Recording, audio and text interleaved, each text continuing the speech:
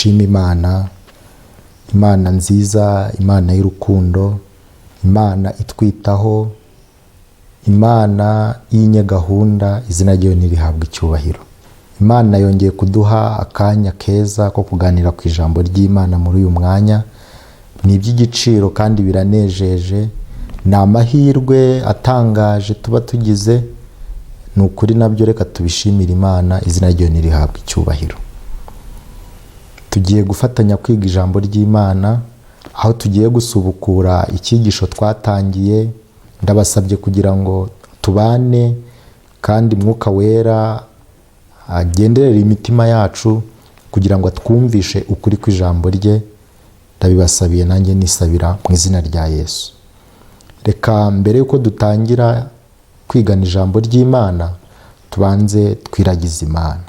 Uhoraho, Imana ikomeye, Imana itwitaho, Imana y'urukundo, izina ryayo nirihabwa icyubahiro. Tugushimiye yuko muri kano kanya tugize amahirwe yo kuboneka imbere yawe, aho tugiye gusangira umutsima w'ubugingo. Dusabye imbaraga mvajuru kugira ngo ibane natwe. Mwuka Wera wa wundi ugera aho twe tutabasha kugera, Mwuka Wera wa wundi urondora iby'amayoberane byayoberanye, agenderera imitima y'abakurikiye iki cyigisho. Tukugireho umugisha kugeza tugisoje mu izina rya Yesu, amen. Nk'uko nari mbabwiye rero, tugiye gusubukura icyigisho twatangiye, aho twize umugabane wa mbere. Twari twatangiye insanganyamatsiko y'ibyigisho ivuga ngo ibyangombwa biranga umugenzi ujya mu ijuru. Ibyangombwa biranga umugenzi ujya mu ijuru. Wakwibaza uti, mbese ubundi kuki turi kwiga iby'abagenzi bajya mu ijuru? Kuki mu ijuru?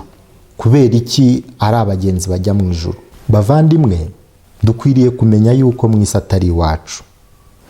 Uwo waba uri we wese, ubukire waba ufite bwose, imbaraga waba ufite zose, ukomeye uwo ari we wese waba warigeze kubaho, iyi si tuyinyuraho twese turi abagenzi. Ushaka kubihakana cyangwa se utabyumva, narebere ku rupfu cyangwa se ajye mu marimbi atandukanye, arasangamo abantu benshi babaye abantu bakomeye ariko batakiriho kuri uyu munsi wa none. Ni ikimenyetso rero kigaragaza yuko iyi si twese tuyinyuramo turi abagenzi. Ariko hari ahandi twateguriwe, hari ibyiringiro dufite yuko hari iwacu twateguriwe, aho tutazigera dupfa, ahubwo tuzabaho by'iteka ryose. Niyo mpamvu nk'abakristo ibyo byiringiro turabigendana, kandi byagakwiye gutuma tugira n'imyiteguro idasanzwe kugira ngo natwe tube abantu bakwiriye kuzabaho hantu. Pawulo yandikira Abafilipi, mu Bafilipi igice cya 3 turasoma ku murongo waho wa 20, yababwiye amagambo atangaje cyane. Yarababwiye ngo, naho twebweho iwacu ni mu ijuru, niho dutegereje umukiza ko azava, ari we Mwami Yesu Kristo, uzahindura uyu mubiri wo gucishwa bugufi kwacu akawushushanya n'umubiri w'ubwiza bwe, kuko afite imbaraga zo kumubashisha kwigandurira byose. Pawulo ati, naho twebweho iwacu ni mu ijuru, kandi niho dutegereje yuko umukiza azava. Mbese ibi byiringiro byaba ari ibyawe? Mbese waba wifuza kuzabaho hantu? Niba rero ubyifuza kandi akaba ariyo ntego yawe, ukaba warasobanukiwe neza yuko mu isi atari iwacu, iyi si tuyinyuramo turi abagenzi, ukeneye ibyangombwa bidasanzwe, ukeneye ibyangombwa by'umwihariko bitandukanye n'iby'ab'isi bagira, bizatuma uba aho hantu. Ntabwo nirengagije yuko hari ibyigisho mwize bivuga ibyangombwa bisabwa kugira ngo umuntu azajye mu ijuru, ari byo gukiranuka tubarwaho ndetse no gukiranuka duhabwa. Ugukiranuka tubarwaho cyangwa se gukiranuka kw'agateganyo, twabonye yuko kuduha uburenganzira bwo kujya mu ijuru, ariko ntabwo kuduha uburenganzira bwo kuhaba. kubera ko tuba dukeneye kugira ukundi gukiranuka, ariko gukiranuka duhabwa twasanze yuko kugereranywa no kwezwa ndetse no kugira imico y'Imana mu buryo bwuzuye, uko gukiranuka niko gutuma umuntu aba umuturage w'ijuru cyangwa se yemererwa noneho kuzahatura. Ntabwo nirengagije yuko mwize ibyo byigisho. Twebwe icyo turi kureba ibyangombwa biranga umugenzi ujya mu ijuru. Turi kureba noneho ni gute ibyo byangombwa bibiri mwabonye umuntu yabishyikira. Urugendo rwo kubishyikira ni uruhe? Ubushize twiganye umugabane wa mbere w'iki cyigisho, aho twarebye ibyangombwa bibiri by'ingenzi biranga umugenzi ujya mu ijuru. Twabonye yuko icyangombwa cya mbere kiranga umugenzi ujya mu ijuru ari ukwihana nyakuri. Kwihana nyakuri twabiboneye mu gitabo mu rwandiko Pawulo yandikiye Abakorinto mu gice cyaho cya 5 ku murongo waho wa 17, aho yabwiye Abakorinto amagambo meza, arababwira ngo umuntu wese iyo ari muri Kristo Yesu aba ahindutse icyaremwe gishya. Umuntu wese iyo ari muri Kristo Yesu aba ari icyaremwe gishya. Habaho kongera kuremwa. Iyo umuntu yakiriye Yesu, iyo umuntu yihannye ibyaha bye, aba abaye icyaremwe gishya. Ibi bintu rero twabonye yuko bikeneye kubaho kandi umuntu akamenya ko byabayeho mu buryo butibeshya, kuko kwihana niko guhesha umuntu kwandikwa mu gitabo cy'ubugingo. Hari umuririmbyi umwe wahimbye indirimbo aravuga ngo mbese nanditswemo, niko yavugaga, ariko nawe wabyibaza, mbese wanditswemo?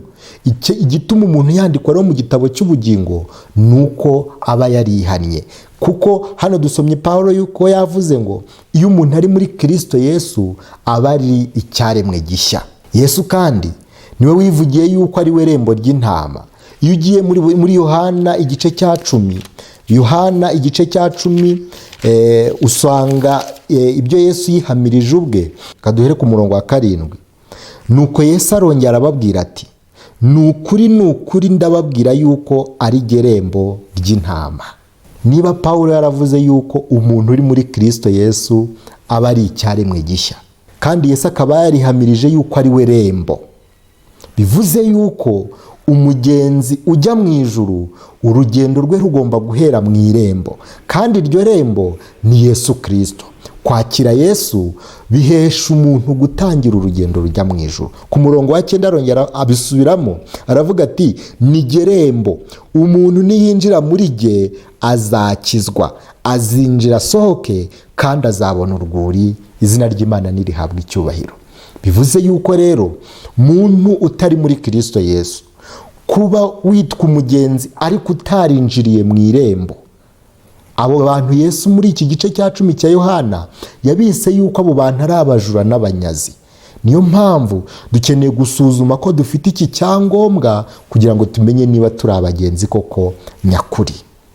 Kandi nanone twabonye ikindi cyangombwa cya kabiri kiranga umugenzi ujya mu ijuru, ndetse ni nacyo tugiye guheraho twimbika mu cyigisho cy'uyu munsi.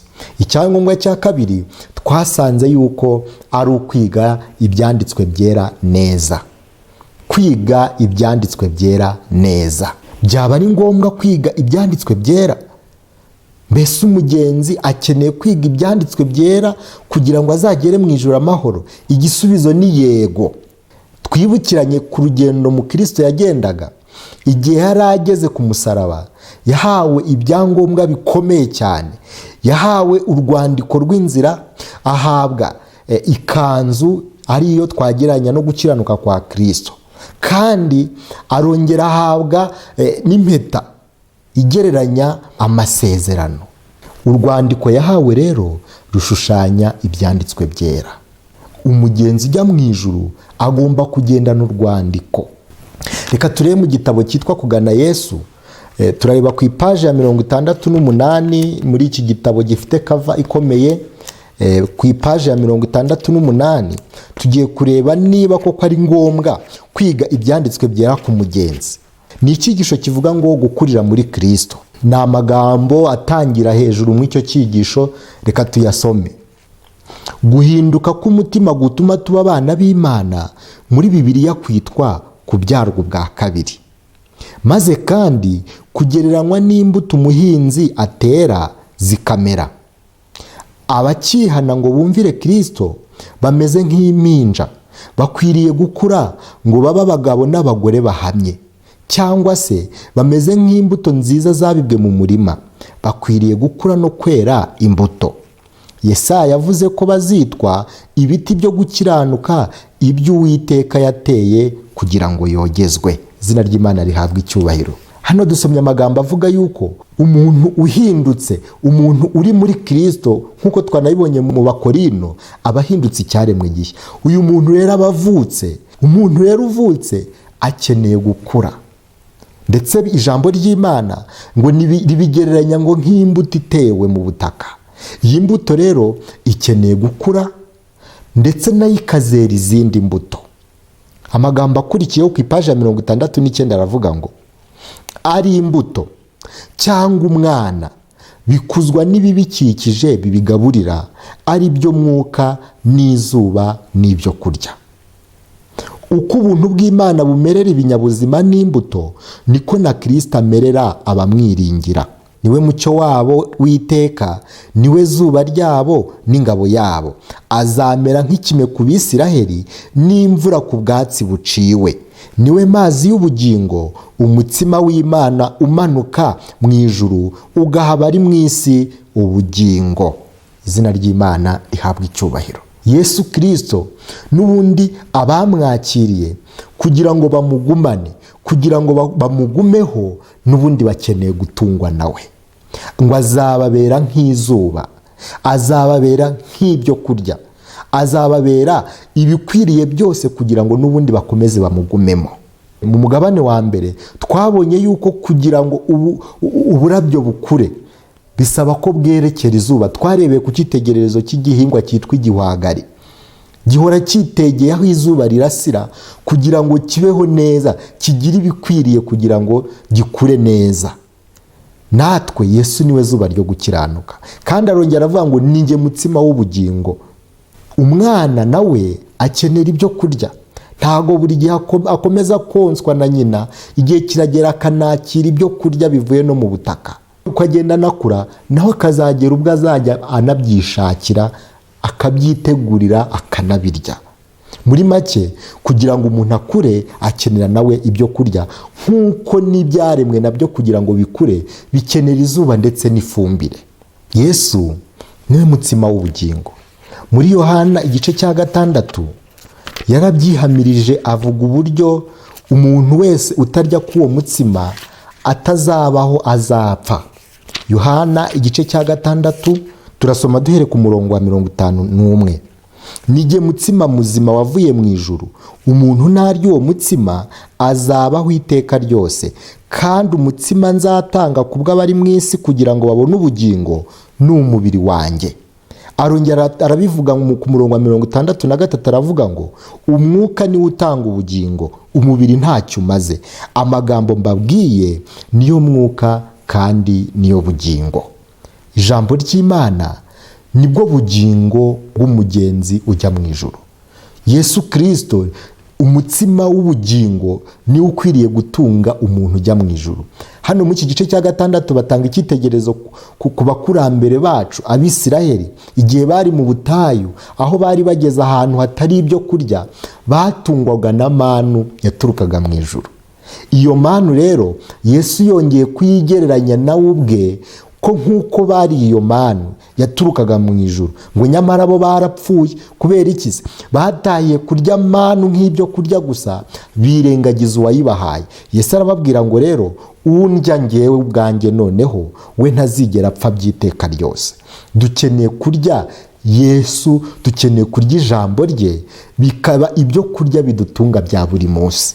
Kandi dufatiye icyitegererezo cyiza ku by'Abisirayeli bakoraga, manu yagwaga mu gitondo, bakabyuka kare bakajya kuyitoragura izuba ritarava, ngo kuko iyo izuba ryavaga basangaga manu yashonze. Nshuti yanjye, ukeneye kwiga ibyanditswe byera, ukeneye gutoragura manu mu gitondo kare izuba ritarava. Reka iri zuba turigereranye n'ibiduhuza byo mu buzima busanzwe, kuko izuba riva iyo hakeye.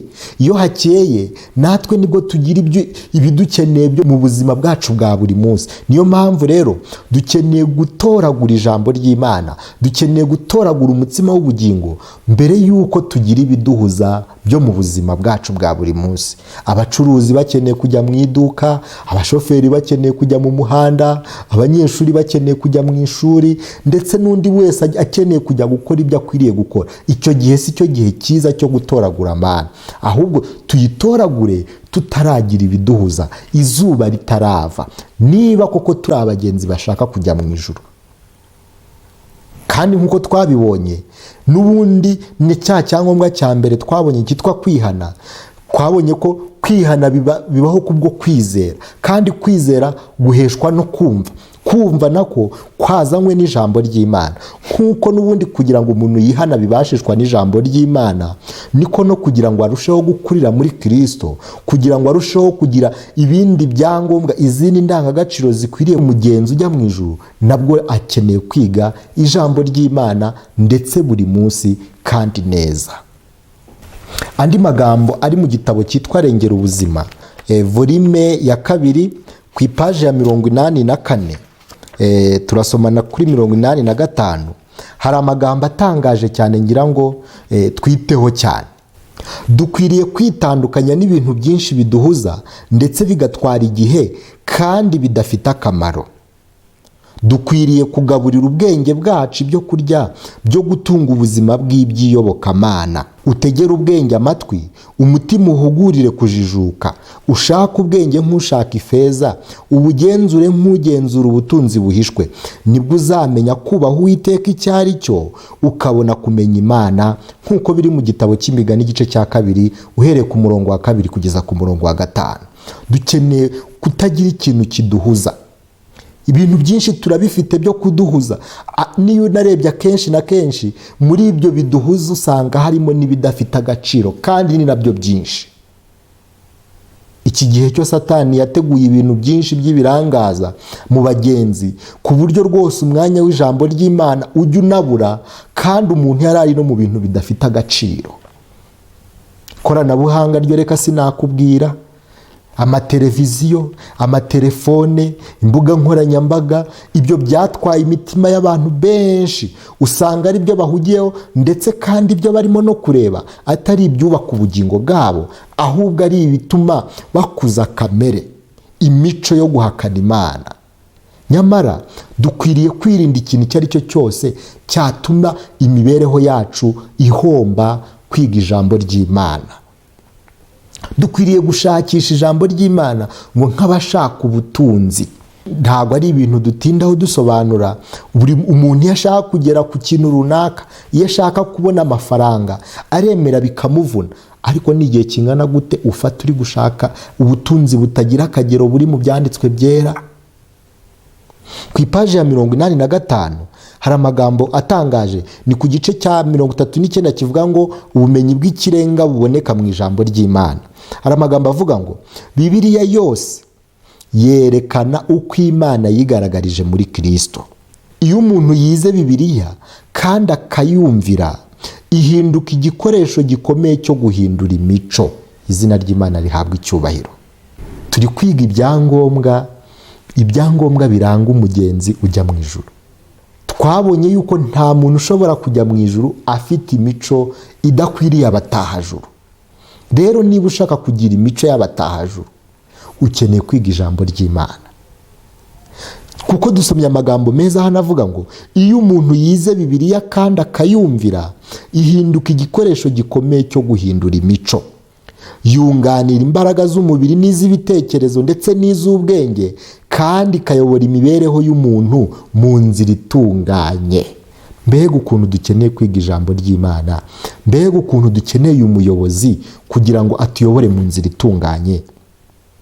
ngo igituma abasore ndetse n'abantu bakuze bacumura hato na hato ni uko batiga ijambo ry'Imana. Kutagira imbaraga ihamye yo kumasha biterwa no kwirengagiza kwiga inyigisho zitunganye zo mu ijambo ry'Imana. Abasore n'abantu bakuze baramutse bishimiye ijambo ry'Imana bashobora kubona imbaraga yo gutsinda ibishuko. Aya magambo asa n'amagambo ari mu gitabo cyitwa Intambara Ikomeye tugiye nayo gusoma ku cyigisho kivuga ngo ibyanditswe byera ni umurinzi, paje 420.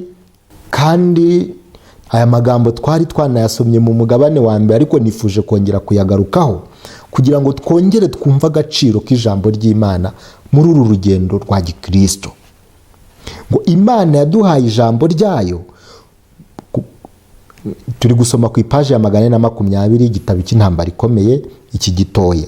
Imana yaduhaye ijambo ryayo kugira ngo tubashe kwimenyereza inyigisho zikubiyemo kandi tunamenye ubwacu icyo Imana idusaba.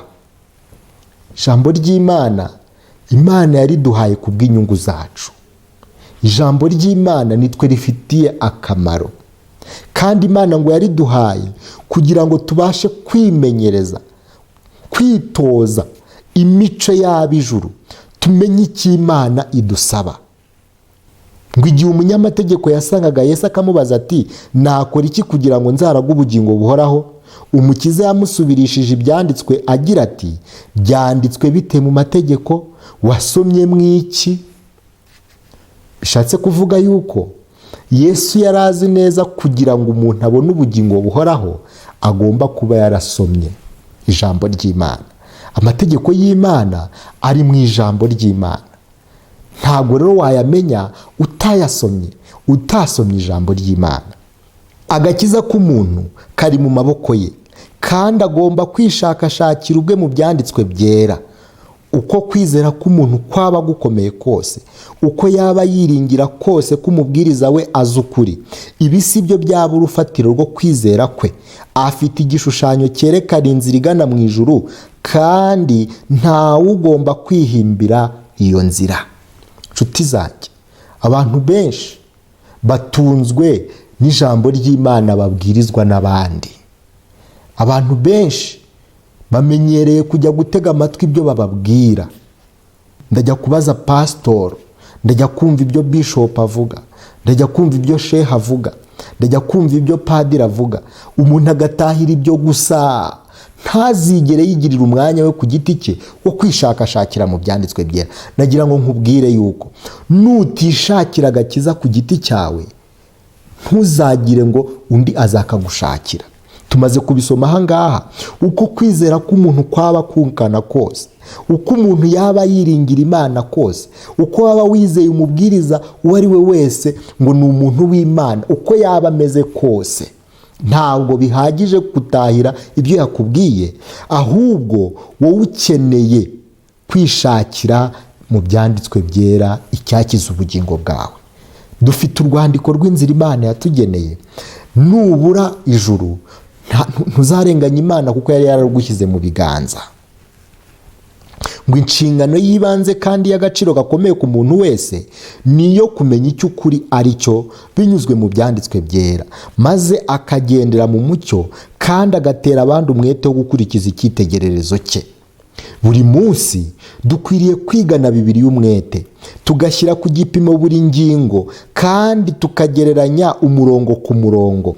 Dufashijwe n'Imana, ubwacu tuziyunguramo ibitekerezo nk'uko ari twe ubwacu tuzibarizwa ibyacu imbere y'Imana. Imana yaduhaye ijambo ry'Imana. Dukwiriye kwishakira tukamenya ukuri icyo ari cyo, atari ibintu tubwiwe n'abandi, kuko abantu n'abantu babasha kuyoba. Ariko igihe uzaba uri mu ijambo ry'Imana, hano bongeyemo ikintu gikomeye ngo dufashijwe n'Imana, ubwacu tuziyunguramo ibitekerezo, kandi ibitekerezo mvajuru. Dukeneye kwiga ijambo ry'Imana ndetse cyane ngo buri munsi. Amagambo ari ku ipaji ya 421 aravuga ngo kenshi ibishuko bisa n'ibitari ibyo gutsindwa, bitewe n'uko ugeragezwa ngo kenshi ibishuko bisa n'ibitari ibyo gutsindwa bitewe n'uko ugeragezwa yirengagiza gusenga no kwiga Bibiliya, maze ntiyitegure kwibuka amasezerano y'Imana no guhangana na Satani yitwaje intwaro zo mu byanditswe. Abakristo benshi bagenda bagwaguza mu rugendo rwa gikristo, bagenda batsindwa, bahura n'ibitero bya Satani bagatsindwa, bakisanga bongeye basubiye mu byaha. Impamvu nyamukuru ibitera ni uko abantu birengagiza kwiga ijambo ry'Imana. Umuntu wiga ijambo ry'Imana tubonye yuko afite ubwishingizi bwo kudatsindwa n'ibitero bya Satani. Erega Satani iyo aduteye asanga ijambo ry'Imana ryaramaze kutuyobora icyo dukwiriye gukora, hanyuma tugahinduka abaneshi, atari kubw'imbaraga zacu ahubwo ari kubw'uko Imana yadusobanuriye ndetse ikatwereka ubwiru bwayo, ikanadushoboza gutsinda ibyo bitero bya Satani. Muri make, ibyanditswe byera kubyiga bitubashisha kwitoza kugira imico yabo mu ijuru, ndetse nk'uko tumaze no kubibona biranaturinda kugira ngo tutagwa mu cyaha, ahubwo tugahora tunesha.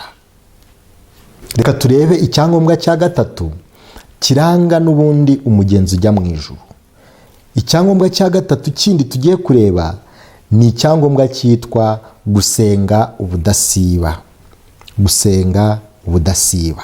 Rwandiko rwa mbere rw'Abatesalonike igice cya 5 ku murongo wa 17.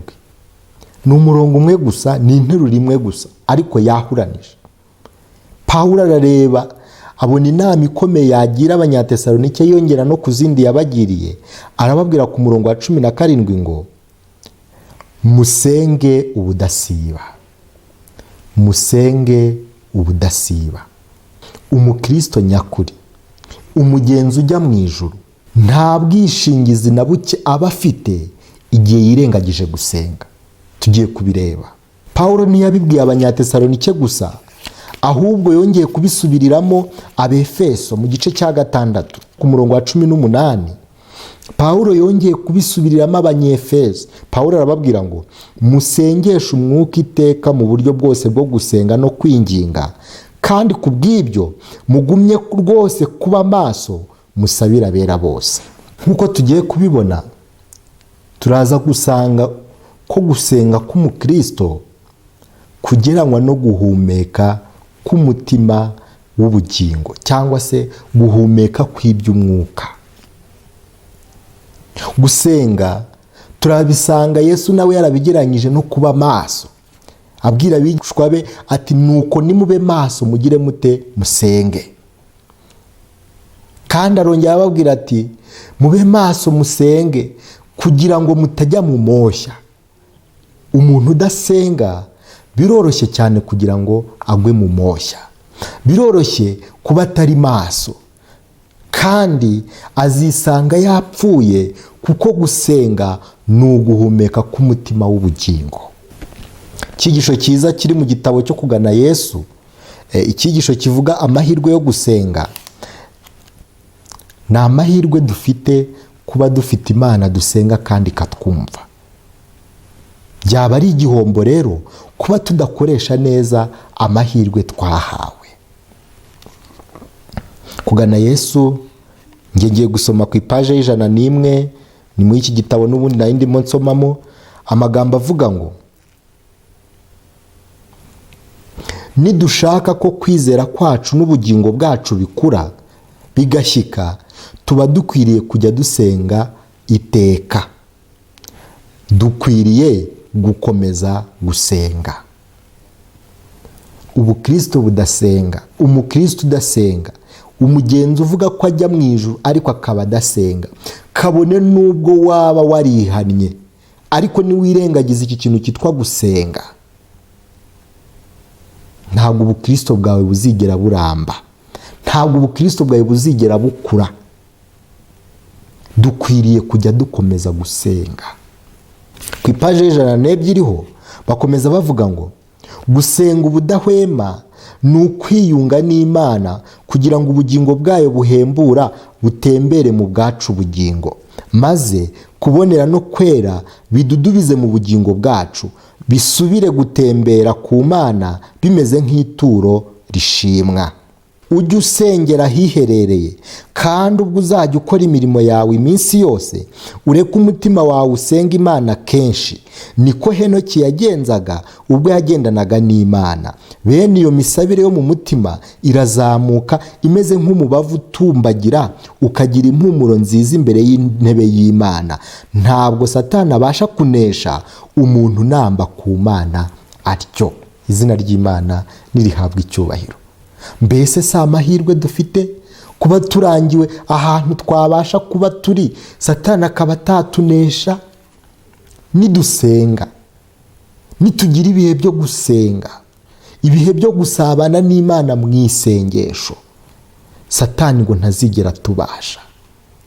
Kandi niba tubizi, umugenzi ujya mu ijuru, ikimuraje inshinga nta kindi ni ukurwana urugamba rwo gutsinda Satani ndetse na kamere n'umubiri, kugira ngo abashe kugera ku rugero rw'imico ya Kristo. Nk'uko twabibonye dutangira ibi byigisho, ku rugero simusiga, umutambiko wa nyuma Imana iduhamagarira kugeraho ni ugukiranuka nk'uko Data wo mu ijuru akiranuka. Umuntu rero wirengagiza gusenga ubudahwema, ngo ntabwo imibereho ye ibasha gukura. Hano bavuze iby'isengesho ryo mu rwiherero, ariko abenshi uzasanga dutahira amasengesho ye muri rusange. Abantu bakaba basenga ari uko bari mu rusengero, bari kumwe n'abandi bantu aho bagiye gusengera. Ugasanga umuntu atahiye ayo masengesho, ubundi rimwe na rimwe tukabikora nk'umuhango. Abandi tugatahira amasengesho tugira tugiye kuryama, amasengesho abantu basengera mu muryango ya rusange. Nayo ngayo si uko atari ngombwa. Nayo masengesho mvuze ni ngombwa. Isengesho rya rusange mu iteraniro, isengesho ryo mu muryango.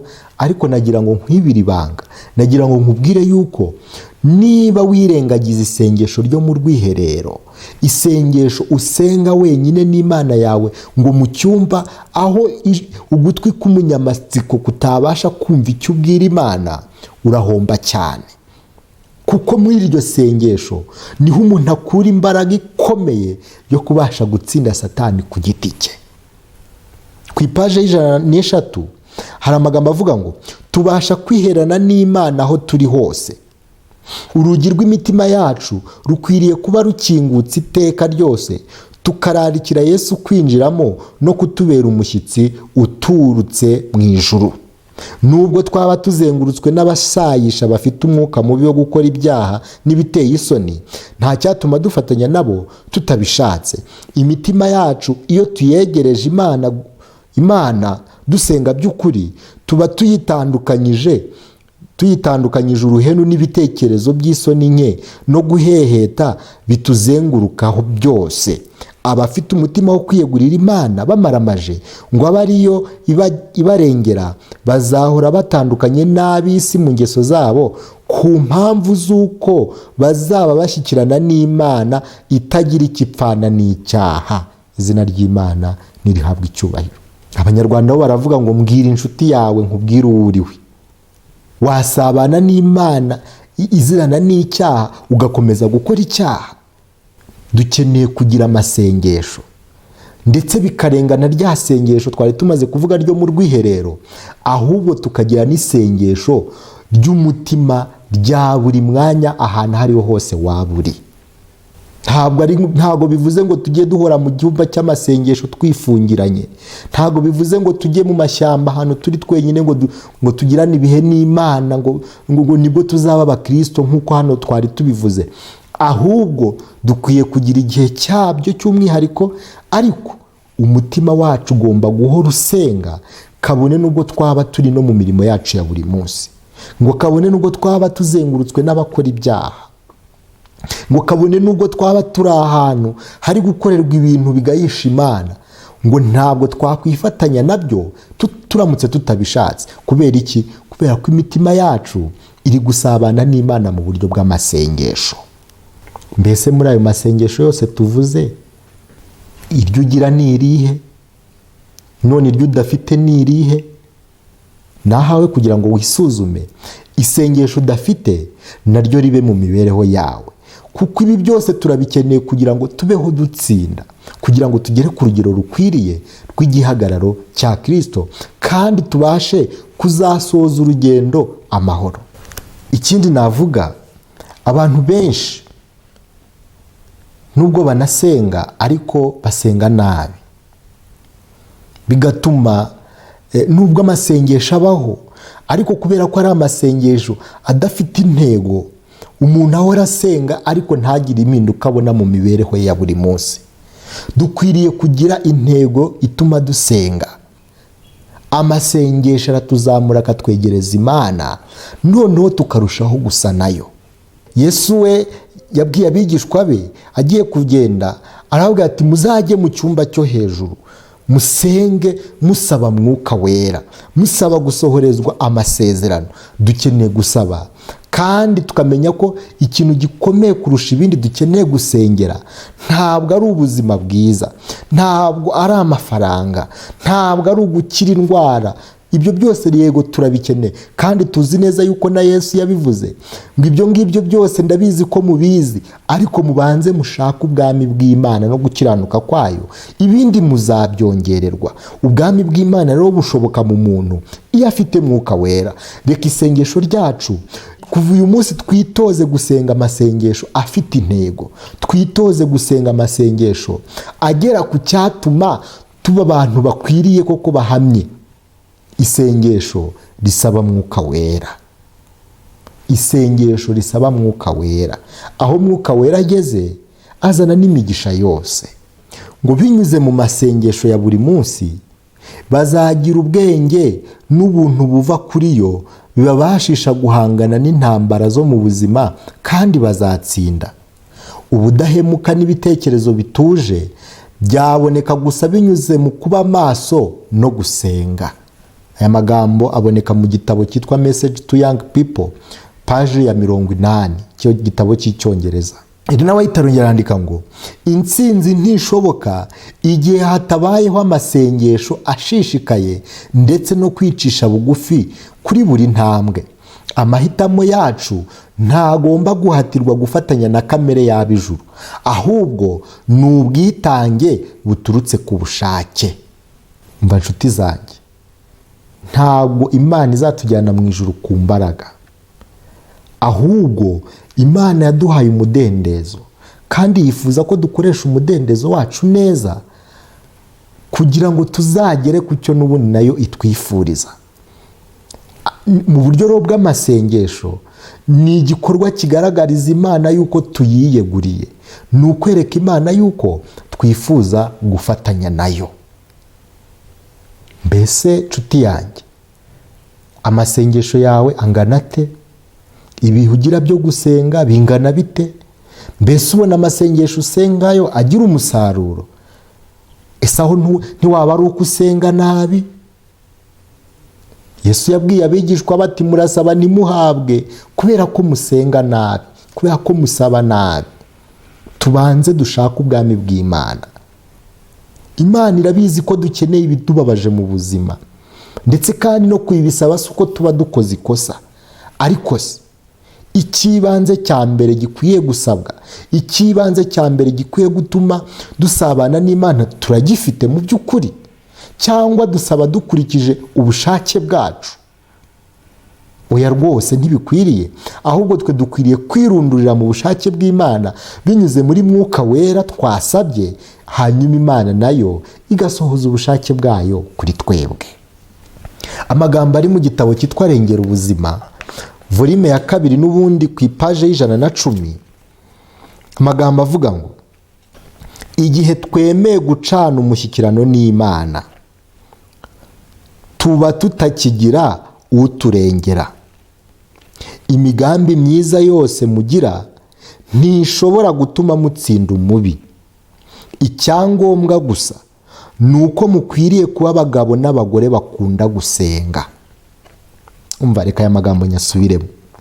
Igihe twemereye gucana umushyikirano n'Imana, igihe twemeye gucana umushyikirano n'Imana tuba tutakigira uturengera.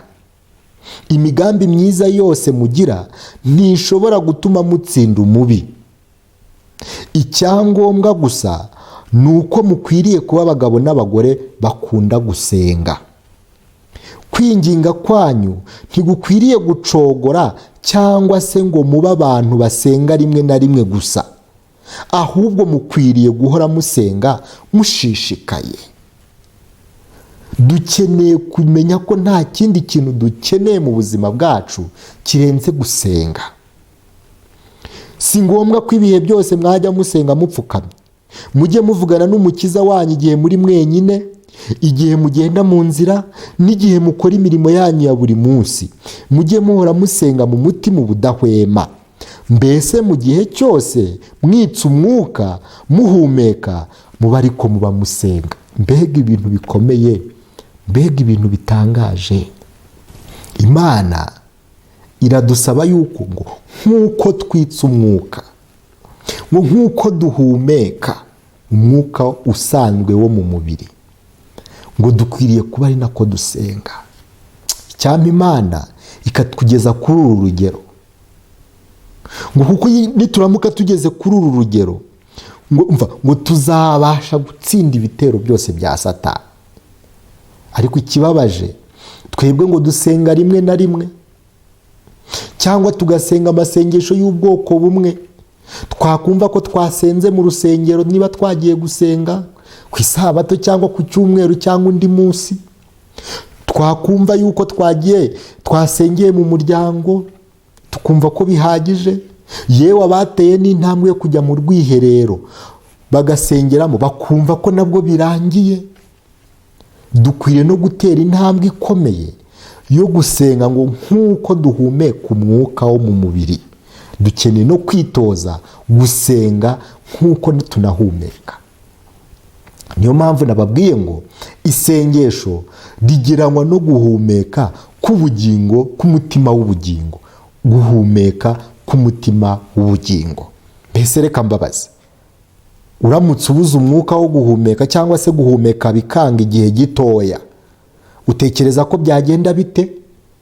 Icyo gisubizo cyatangwa n'umuntu uzi uburyo yagiye kuri bomboni kwa muganga bari kumufasha guhumeka, we byamunaniye, ari kwishyura amafaranga menshi y'umwuka kugira ngo abashe guhumeka.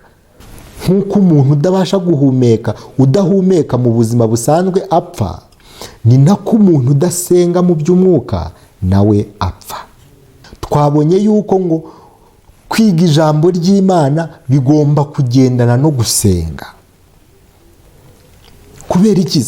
Kwiga ijambo ry'Imana niho Imana itubwirira. Ntabwo Imana izamanuka ngo ibabwire nk'uko ndi kubabwira uku nguku, nubwo nabyo yabishobora. Ahubwo Imana ubu ngubu ivuganira natwe mu ijambo ryayo. Natwe rero iyo tugiye kuyibwira, iyo tugiye kuyereka ubushake bwacu aho buhagaze, tubinyuza mu isengesho. Niyo mpamvu niba dukeneye kujyana umushyikirano uhamye n'Imana kandi uhoraho, dukwiye kubinyuza mu gusenga. Niba tubonye rero yuko guhumeka bigereranywa no gusenga,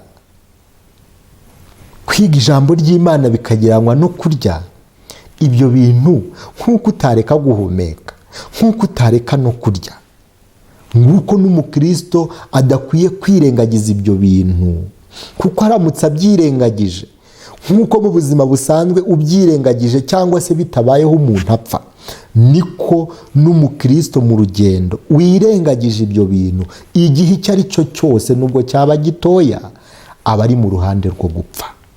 Ushobora kudapfa mu buryo bugaragara, ariko uko utinda uzagenda ubyerekwa nuko wagiye usubira mu byaha. Ntaho utandiye n'abadasenga n'ubundi kandi witwa ngo urasenga, ngo uri umukristo. Ushobora kumara umunsi wose utariye bikagushobokera, nubwo wenda ujya kuwurangiza wumva umubiri utameze neza, ariko ntushobora kumara umunsi wose udasenze. Nagira ngo mbumvishe agaciro k'amasengesho. Birashoboka ko ushobora no kuba uri ahantu ibyanditswe byera bitari, utari bubashe no kubibona, ariko isengesho ryo ntirikwiye guhagarara. mu Kristo igihe kigeze kugera biba ngombwa yuko umva ibyo kurwanisha inkota bihagarara, ijambo ry'Imana.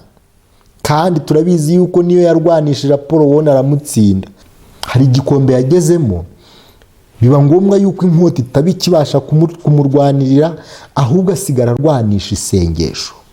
Gusoma Bibiliya no gusenga ubwabyo ntibigaragaza ko ufitanye umushyikirano n'Imana, ariko niba utita ku gusoma Bibiliya no gusenga ntuzashobora gushyikirana n'Imana. Reka aya magambo nyasubiremo. Gusoma Bibiliya no gusenga ubwabyo ntibigaragaza ko ufitanye umushyikirano n'Imana, ariko niba utita ku gusoma Bibiliya no gusenga ntuzashobora gushyikirana n'Imana. Ibi ngibi bishatse kuvuga iki? Ushobora kwibwira yuko ubwo rwose wiga ijambo ry'Imana buri munsi, ukabusenga rwose, rimwe na rimwe ukajya mu byumba by'amasengesho, ugafata iminsi yo kwiriza ubusa rwose, ukaba ufite ibihe byo gusenga bikomeye. Ukwiye kwitonda cyane, kuko abantu bose bakora ibyo ntabwo ari uko baba bari gushyikirana n'Imana. Niba ushaka kubimenya neza, ufatire urugero ku byabaye ku bafarisayo. Abafarisayo bari abantu bazi ibyanditswe ku buryo butangaje.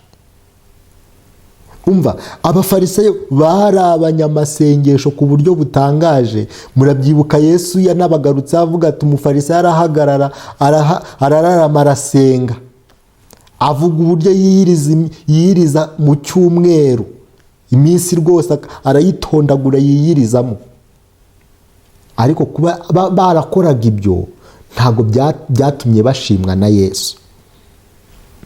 Gusoma Bibiliya no gusenga si ubwishingizi bwo kugira imibereho n'ubuzima bw'iby'umwuka buzira umuze. Umuntu ashobora kubikora ariko umutima we ukaguma kure y'Imana. Uko niko byagendekeye abafarisayo. Wasanga ari nako bimeze iwawe.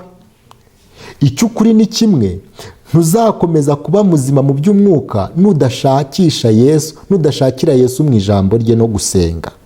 Ibyo turya n'umwuka duhumeka si byo bwishingizi bwo kugira ubuzima buzira umuze. Ariko kandi ntibishoboka ko uwo mubiri uba muzima nta kurya cyangwa se nta guhumeka.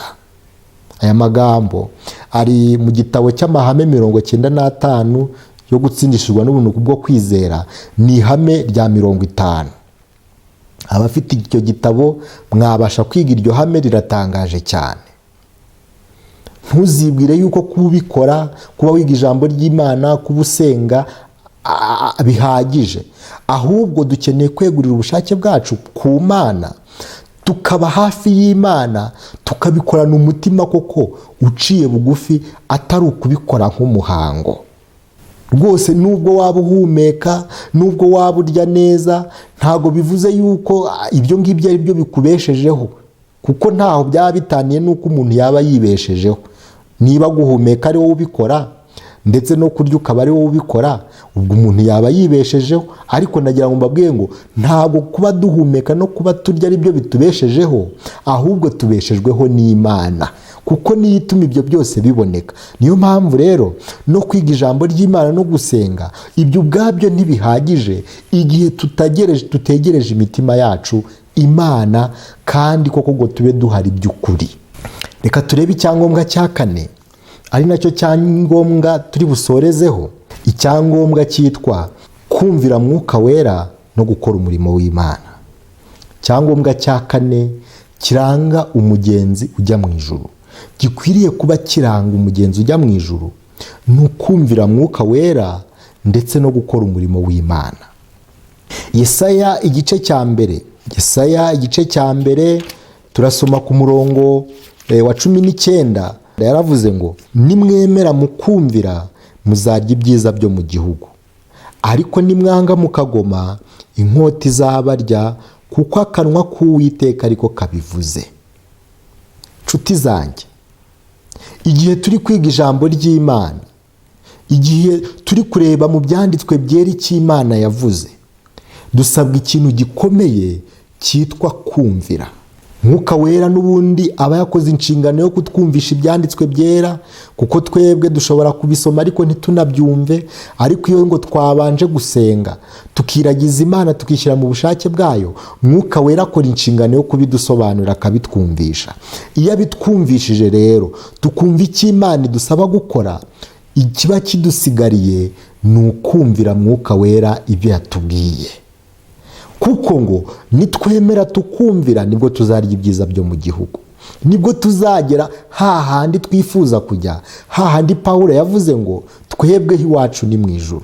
Nimwemera mukumvira muzarya ibyiza byo mu gihugu, ariko nimwanga kumvira mukagoma ngo inkota izaturya.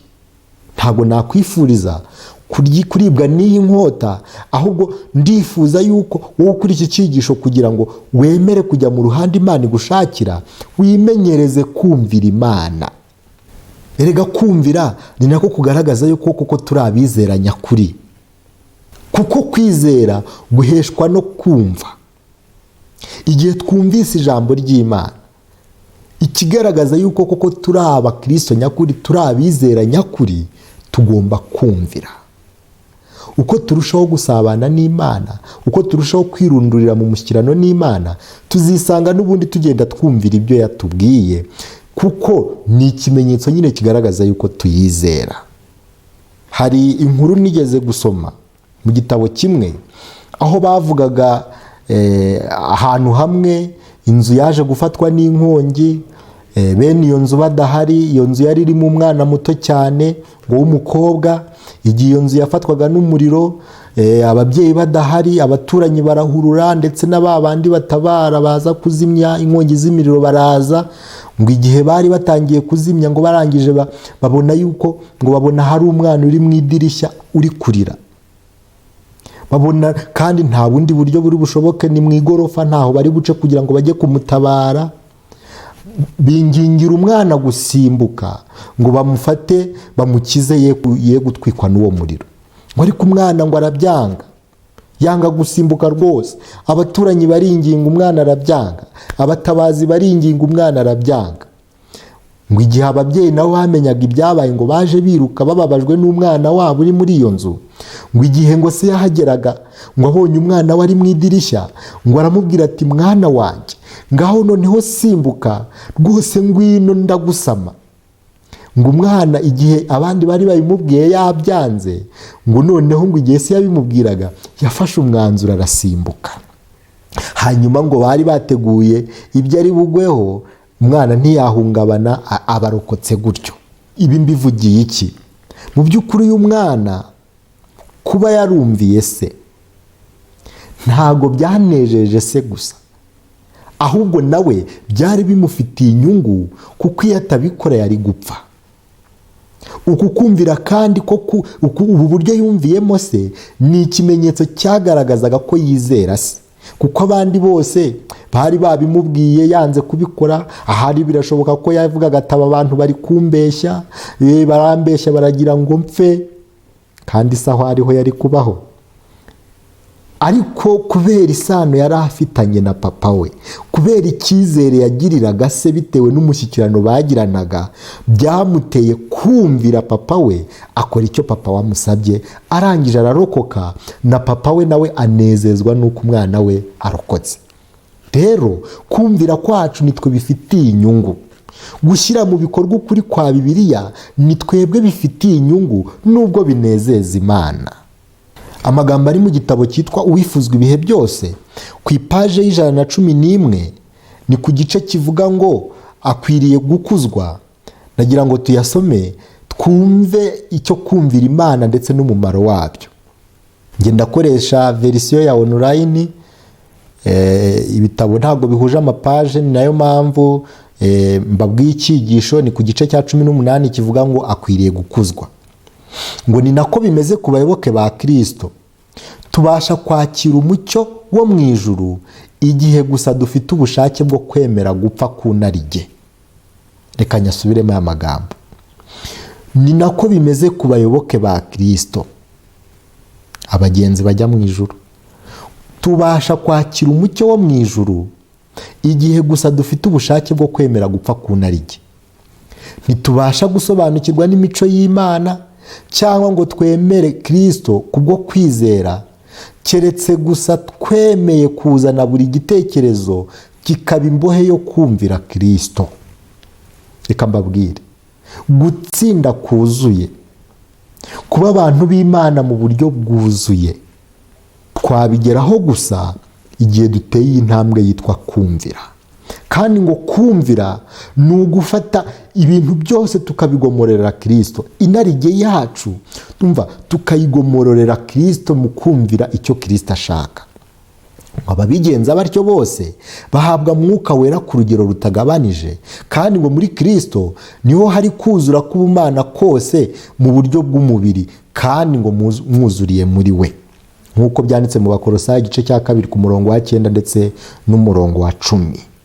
Umuntu uhitamo kumvira Imana ni nawe uhabwa ku mugabane wa kamere y'Imana Umwuka Wera ku rugero rwuzuye, ari rwo twita imvura y'itumba. Bavandimwe, dukeneye gutoza imibereho yacu kumvira Imana. Ibyo twumva byose, byaba ibyo twabwirijwe n'ababwiriza ariko bavuga ukuri, ibyo twisomeye mu ijambo ry'Imana mu byanditswe byera, dukeneye kwitoza kubishyira mu ngiro. Kuko umukristo nyakuri cyangwa se umugenzi ujya mu ijuru nyakuri, kugira ngo abashe kugera ku gihagararo cya Kristo mu buryo bwuzuye, nuko yitoza kumvira ukuri afite. Ntabwo Imana ishobora kuguha umucyo mushya igihe n'uwo yaguhaye wanze kuwushyira mu bikorwa. Ibyo uzi ukaba uzi ko ari ukuri, bishyire mu bikorwa. Nubigeraho uzisanga n'ibindi byisumbuyeho wabishoboye. Ntago umwana avuka ngo ahite yuzura ingobyi, ahubwo agenda yitoza gake gake. Natwe rero hari igihe twumva yuko hari iby'Imana ivuga tukumva ntibishoboka ko twabishobora. Yewe rwose ubu ngubu hari imvugo yabaye kimomo ngo n'intungane bwira icumuye 7. Ariko uno umugambi wa Satani kugira ngo ahakane inyigisho ivuga yuko umukiranutsi atabaho mu isi. Nyamara gukiranuka birashoboka. Umuntu abasha kuba adakora icyaha, ariko ntibyashoboka atabanje kubyitoza no kubyimenyereza kugirana umushyikirano n'Imana. None se wowe n'utuntu dutoya twakunaniye kudushyira mu bikorwa, uribaza ibikomeye bizagushobokera? Ariko muzarebe dufatiye urugero nko ku myigire y'abana. Umwana atangira yiga inyuguti I, agatangira yiga umubare 0, 1, 2 kugera ku 10. Ariko igihe kiragera akazabara amamiliyari. Igihe kiragera umwana noneho akazagera ku rwego yiyandikira igitabo. Bivuze ngo rero ntabwo twabasha kugera ku binini tutabanje guhera ku bitoya. Ibyo dufite tuzi, iby'Imana yatugaragarije ko dukeneye gushyira mu bikorwa, tubishyire mu bikorwa, tuzagenda dukura tugere ku rugero rwo kumvira mu buryo bukwiriye, kandi twisange dufite imico isa n'iya Kristo. Nababwiye ko icyangombwa cya 4 ari ukumvira Mwuka Wera ngo no gukora umurimo w'Imana. Ndashaka gusoreza ku ingingo yitwa gukora umurimo w'Imana. Yesu igihe yari ari mu isi mbere yuko ajya mu ijuru, yari asoje umurimo we hano mu isi. Muri Matayo igice cya 28 yasize abwiye abigishwa be amagambo akomeye cyane. Ntago yari ananiwe kubashimira ngo mwarakoze kubana nanjye no kumfasha umurimo. Ntiyari ananiwe kubabwira ibindi bintu, ariko amagambo akomeye yababwiye mbere yuko ajya mu ijuru, yababwiye amagambo yo kwitabwaho natwe kuko aratureba. Ku murongo wawo wa 19 arababwira ngo nuko mugende muhindura abantu bo mu mahanga yose abigishwa, mubabatiza mu izina rya Data wa twese n'Umwana n'Umwuka Wera, mubigisha kwitondera ibyo nababwiye byose, kandi dore ndi kumwe namwe iminsi yose kugeza ku mperuka y'isi. Yesu yahaye abigishwa be inshingano yo gukora. Ntabwo yigeze yifuza ko basigara ari inkorabusa, ahubwo yabahaye inshingano. Arababwira ngo rero niba muri abigishwa banjye nyakuri, niba koko mwemera yuko ibyo nababwiye ari ukuri, namwe nimugende mubibwira abandi, muhindura abandi, mubamenyesha ubutumwa bwiza, abemera mubabatize, kandi ndi kumwe namwe. Ntago mbatumye mwenyine, ahubwo ndi kumwe namwe kugeza ku mperuka y'isi. Bityo rero gukora umurimo w'Imana ni itegeko ry'Imana ku mwigishwa wese wa Kristo. Umuntu udakora Bibiliya iravuga ngo ntakarye. Niba rero Imana yaraduhaye umurimo wo gukora, dukwiriye kuwushyira mu bikorwa kuko ni itegeko ry'Imana. Amagambo ari mu gitabo cyitwa Umurimo wa Gikristo kuri paji ya 81 ni amagambo nyasoma yanteye ubwoba cyane, kuko abantu hari ibintu tujya twirengagiza tuzi ko hari nta gaciro bifite muri uru rugendo, nyamara ari ibintu bikomeye cyane ijuru riha agaciro rwose. Igitabo cyitwa Umurimo wa Gikristo, iki ngiki gifite kavi ikomeye. Hari amagambo avuga ngo isi ikeneye ababwirizabutumwa bitanze bakorera umurimo mu ngo, kandi nta mukristo udafite umwuka wo kubwiriza ubutumwa uzandikwa mu bitabo byo mu ijuru. Aya magambo aboneka mu rwibutso rw'integuza rwo kuwa 23 z'ukwa munani umwaka w'892. Niba abagize itorero badafashe uyu murimo buri wese ku giti cye, ubwo bazaba berekana ko nta sano bafitanye n'Imana. Amazina yabo yandikwaho yuko ari abagaragu b'abanebwe. Aya magambo ari no mu bihamya by'itorero, volume ya 5 page ya 462 na 463. Wari uzi ko kudakora umurimo w'Imana bihagije ubwabyo gutuma izina ryawe rihanagurwa mu gitabo cy'ubugingo? Umva, wari uzi ko kudakora umurimo w'Imana ijuru kubona nk'umugaragu w'imburamumaro? Nshuti zanjye, dukwiriye kumenya yuko gukora inshingano y'ivugabutumwa ari inshingano itureba ndetse mu buryo bukomeye cyane. Niba tuvuga ko turi abagenzi bajya mu ijuru, ntago bivuze ngo uzajya imbere ku ruhimbo ubwirize, ntago bivuze yuko ngo genda uteranye abantu babwirize, ahubwo hano batubwiye yuko ngo iyi nshingano ikwiriye kwibandwa cyane mu ngo. Ubuze n'urugo rukwegereye se? None se basubuze n'umuryango nawe ubamo? Urugo rwawe se rwo si ahantu wabwiririza ubutumwa? Abaturanyi bawe se bo si ahandi? Nta rwireguzo dufite. Ntago wavuga ngo simfite impano ngo yo kubwiriza. Uko umeze kose Imana irakubwira ngo genda, ndi kumwe nawe. None niba turi kumwe, Imana itubwira ko iri kumwe natwe, niba Yesu atubwira ko ari kumwe natwe, kuki twatinya kugenda? Reka tugereyo tumusabe noneho atubwire icyo kuvuga, kandi ntituzanakibura niba ibi byangombwa byose twarebye tubifite tubyujuje. Andi magambo ari ku ipaji ya 83 ngo ntidushobora gukizwa turi abanebwe n'imburamukoro. Ntibishoboka ko umuntu yaba yarahindutse mu by'ukuri hanyuma ngo abe umuntu utagira icyo yayimariye cyangwa ngo akimariye abandi. Ntibishoboka yuko twanyerera ngo tubone twikubise mu ijuru. Nta munebwe uzinjirayo. Abanga gufatanya n'Imana ku isi ntibashobora gufatanya nayo bageze mu ijuru. Kubajyana mu ijuru ntibyatanga umutekano. Mbega ibintu bitangaje! Mbega abantu benshi uburyo birengagiza gukora umurimo w'Imana. Mbega uburyo abantu birengagiza kubwira abandi iby'ubutumwa bwiza. Mbega uburyo abantu birengagiza kubwira abandi ibyo bamenye byabagiriye umumaro. Ngo aba bantu bameze gutya babanebwe, ngo kandi bimburamukoro. Umva, ngo ntibishoboka ko bajya mu ijuru kubera yuko ngo nta munebwe uzinjirayo, kandi abanga ngo gufatanya n'Imana ku isi ngo nta nubwo bashobora gufatanya nayo mu ijuru. Imana itubashishe kubyumva kandi duha imbaraga zo kubishyira mu bikorwa. Mu byo dusengera, mu byo twakira imbaraga ijuru, n'iki kintu tukibuke kandi tugiha agaciro. Mu byo tuzabazwa n'amaraso y'abantu twari dufitiye ubushobozi bwo kubwira ibya Yesu nabo bagakira, twirengagije kubwira. Ngo nta munebwe uzinjirayo. Abanga gufatanya n'Imana ku isi ntibashobora gufatanya nayo bageze mu ijuru. Kubajyana mu ijuru ntibyatanga umutekano. Abantu bikunda badashaka gusangiza abandi ibyo Imana yababwiye. Ariko impamvu inabitera, najya ngo mbabwire, nuko n'ubundi tuzisanga ikibidutera umushyikirano wacu n'Imana ntabwo wimbitse. Ntabwo umuntu ushyikirana n'Imana by'ukuri iyi ntambwe ye yamunanira, ahubwo yisanga nawe yashobotse, kuko ntabwo byagukundira guceceka abahanuzi bo ngo bajyaga ngo bumvaga ari nk'umuriro uri kugurumanira mu magufwa yabo, bakumva iby'Imana yababwiye batabiceceka ngo babigire ubwiru. Nguko ukuntu umuntu uri imbere y'Imana neza nawe ateye, ntabwo ashobora guceceka iby'Imana yamubwiye. Paje ya 98 barongera baravuga ngo hari amagambo 3 yo kwitabwaho. Hari amagambo 3 yo kwitabwaho mu mibereho ya Gikristo, kandi tukaba dukwiriye kuyumvira niba dushaka ko Satani atatwiba umugono. Ayo magambo ni kuba maso, gusenga no gukora. Ayo magambo ari no mu bihamya by'itorero, volume ya 2, paje ya 283.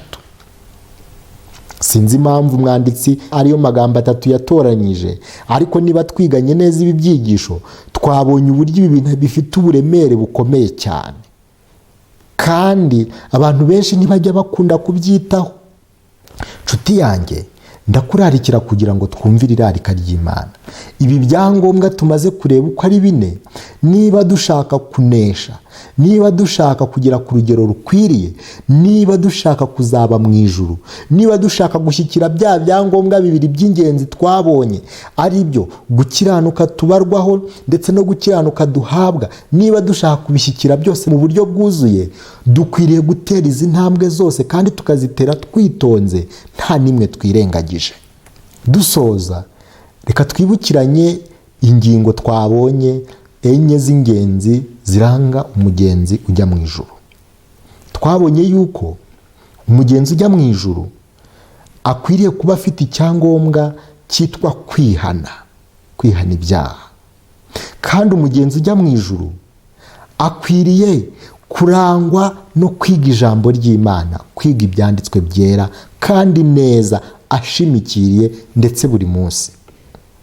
Twabonye kandi yuko umugenzi ujya mu ijuru mu byangombwa agomba kuba afite, agomba kurangwa no gusenga ndetse ngo ubudasiba, kandi agasenga isengesho rifite intego nk'uko twabibonye, atari ugupfa gusenga amasengesho yose abonetse, atari ugupfa gusenga nka kwa kundi Yesu yavuze ngo abantu basubiramo amagambo hato na hato, ahubwo gusenga kufite intego, kugambiriye guhinduka k'umutima, kandi isengesho rirenga hahandi twabonye hose, rikajya no ku rwego umuntu nuko ahumeka umwuka usanzwe ari nako ari gusenga. Twabonye yuko umugenzi ujya mu ijuru akwiriye kuba afite icyangombwa cyitwa kumvira Mwuka Wera ndetse anakora umurimo w'Imana. Impamvu gukora umurimo w'Imana no kumvira Mwuka Wera nabifatanyije, nuko mu byo Mwuka Wera duhata, iyo Mwuka Wera ari muri twe, anaduhata kujya kubwira abandi ukuri kw'ijambo ry'Imana. Ibi byangombwa rero ongera wisuzume urebe ko bihari. Icyo usanga kidahari, umva, ntago kukibona bigoye, nta mafaranga bisaba. Yesu yarababwiye ati abadafite ifeza nimuze rwose ndabakira.